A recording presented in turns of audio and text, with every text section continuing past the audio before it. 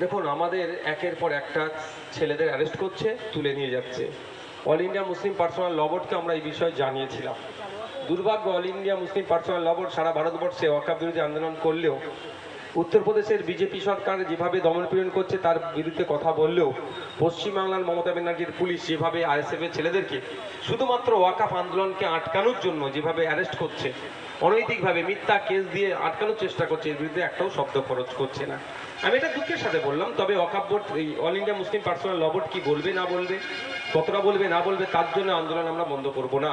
আজকে পশ্চিমবাংলার জমিনে আমাদের দুটো প্রতিবাদ সভা হচ্ছে। একদিকে পিরজাদা আব্বাস সিদ্দিকী আইএসএফ এর প্রতিষ্ঠাতা, তিনি করছেন অশোকনগরে এই ওয়াকফ সংশোধনী আইন, কাশ্মীরের পাহেলগাঁওয়ের বর্বরোচিত সন্ত্রাসবাদীর হামলার বিরুদ্ধে প্রতিবাদ সভা, আর আমরা হাড়োয়াতে আজকে করছি। এইভাবে আমরা কন্টিনিউ প্রতিবাদ সভা করে যাচ্ছি। কেউ ধমকাবে চমকাবে, ওসব ধমকানি চমকানি আমরা পাত্তা দিচ্ছি না। উনি রাজা, আমরা প্রজা নয়। আমরা ভারতবর্ষের প্রত্যেকটা নাগরিকই আমরা রাজা। আজকের এই সবার বাধার সম্মুখীন হলেন, কি বলেন? ও হবেই। স্বামী বিবেকানন্দজির কথাই আছে, সারাদিন চলার পথে যদি তুমি বাধার না সম্মুখীন হও, জানবে তুমি ভুল পথে পরিচালিত হচ্ছ। তো স্বামীজির কথাটাকে সামনে রেখে বলছি, যত বাধা বিপত্তির সম্মুখীন হব, তার মানে আমাদের কনফিডেন্স বিল্ড আপ হচ্ছে, তা আমরা সঠিক পথে আছি। ভাইজান, কাসেম সিদ্দিকী তৃণমূলে গিয়েছে, তওয়াজ সিদ্দিকী বলেছেন যে আগে মাইকটা বন্ধ দিত, 2026 সালে সংখ্যালঘুরা ভয়ঙ্কর খেলা খেলবে এবং আপনার দল আরো বেশি সিট পাবে, এবং আপনি বললেন যে তওয়াজ সিদ্দিকী শুভমূর্তি উদয় হয়েছে, কি বলবেন? দেখুন, আমি একটা কথা বলি, উনি আমার চাচা যান, যদি কথা বলে থাকি আমি সেটাও প্রত্যাহার করছি, কারণ আমার চাচা যান সম্পর্কে আমার কোনো বক্তব্য নেই। আমরা 2021 সালের পরেই যখন আমরা একটা সিটে নির্বাচিত হয়েছি, বাকি সিটগুলোতে আমরা কন্টেস্ট করেছিলাম। যেভাবে আমাদেরকে মিসলিড করেছিল মানে মিডিয়ার একটা অংশের মাধ্যমে তৃণমূল কংগ্রেস আর বিজেপি, আমার বড় ভাইজান একটা কথা আমাকে বলেছিল যে তুই টিকে থাক, পিছনে আর তাকাতে হবে না। আর আজকে আমাদের একদিকে বিশ্ববিদ্যা আছে, একদিকে তাপসদা আছে, একদিকে শামসুর স্যার আছে, একদিকে আমাদের কুতুব ভাইরা আছে। আমরা সারা রাজ্যে এই ধরনের পারসেপশন তৈরি করতে সক্ষম হয়েছি, মাঠে ময়দানে লড়াই করেছি।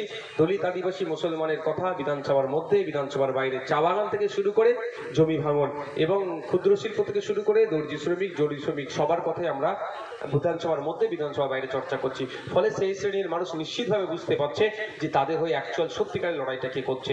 2026 সালে এই বিজেপি তৃণমূলের বাইনারি আর চলবে না। শুধু সংখ্যালঘু নয়, পশ্চিমবাংলার সংখ্যাগুরু সমাজের মানুষও আইএসএফ এর সাথ দিয়েছে।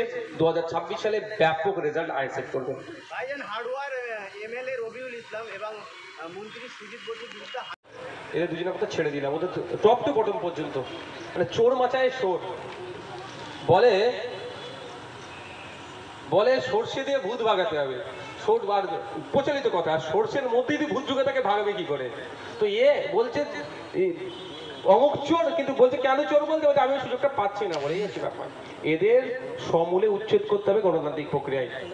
না বিধায়ক, না মন্ত্রী, না যে পোস্টার লাগে, যে সব কটা কি আইন গণতান্ত্রিক প্রক্রিয়ায় ভোটের মাধ্যমে আমাদেরকে ব্যাটিং করে বাংলা থেকে বিতাড়িত করতে হবে। মহেশতলা নিয়ে কি বলবেন? মহেশতলায় কয়েকদিন আগেই তো আমাদের রাজ্য কমিটি ভিজিট করেছে। ওখানে যে ঘটনা ঘটেছে দুর্ভাগ্যজনক, নিন্দাজনক। ওখানে প্রশাসন সম্পূর্ণরূপে ব্যর্থ হয়েছে। মূল যে হোতা, যার জন্য এই ধরনের ঘটনা ঘটলো, সে তৃণমূলের ঘনিষ্ঠ লোক। আমরা দেখছিলাম জগন্নাথ ধাম উদ্বোধনের সময় সেখানে ছিল তৃণমূলের একাধিক নেতার সাথে যুক্ত, সেই এই ধরনের ঘটনা ঘটিয়েছে।